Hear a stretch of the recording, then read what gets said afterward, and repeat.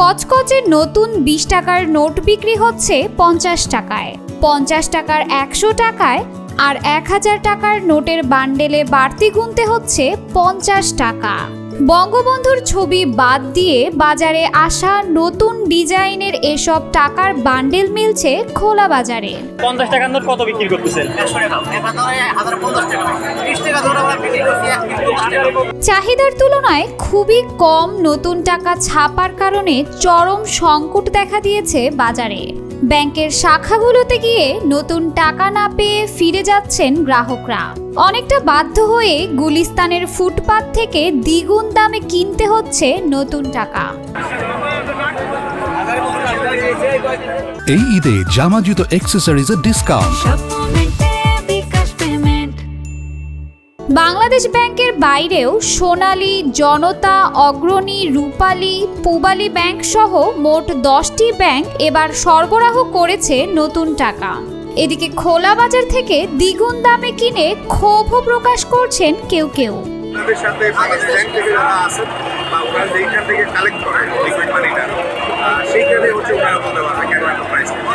Bangladesh bank বাজারে ১০, ২০, ৫০, ১০০, ৫০০ এবং ১০০০ টাকার নতুন নোট বাজারে ছাড়লেও খোলা বাজারে মিলছে শুধু ২০, ৫০ আর ১০০০ টাকার নোট।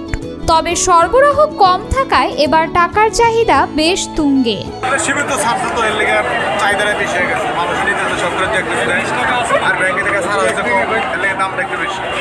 ব্যাংকগুলোর প্রায় সব শাখায় এক বাক্যে নতুন নোট নেই বলে দিচ্ছেন গ্রাহকদের।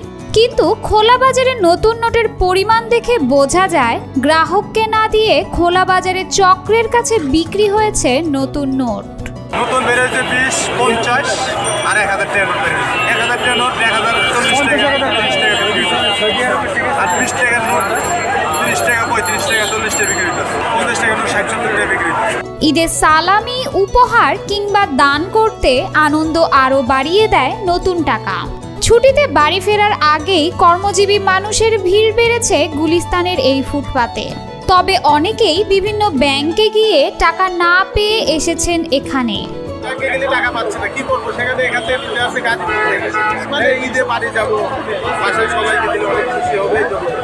ব্যাংকের বিকল্প হিসেবে খোলা বাজারে এমন ভিড় জমালেও এখানেও রয়েছে নতুন নোটের অপর্যাপ্ততা।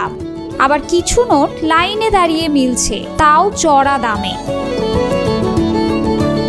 ২ দশক এমন অভিনব ব্যবসায় এবারই বেশি দামে নতুন টাকা কিনে বিক্রির কথা বলছেন ব্যবসায়ীরা।